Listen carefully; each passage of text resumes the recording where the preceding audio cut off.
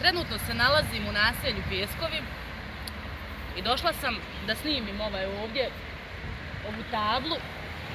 Vidite i sami da je sat vremena pola marke, dnevna karta 10 maraka. Kome se ovdje naplaćuje parking? Pjeskovi. Svako ko iz Doboja zna da u Pjeskovima rijetko kojim prolaznik, turista dođe, ovdje parkiraju stanari ovih zgrada. Oni parkiraju svoja vozila ovdje. Kome se ovdje naplaćuje parking? Pa naplaćuje se tim stanarima.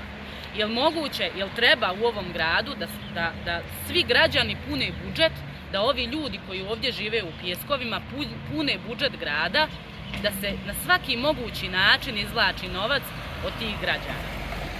Zalažemo se za to mi iz Pravde i reda, da se parking koji je oko grada, kao što je ovdje slučaj u naselju Pjeskovi, da se prepiše na zajednice etažnih vlasnika. Da ti ljudi imaju parking ispred svojih stanova, ispred svojih zgrada, ispred svojih domova.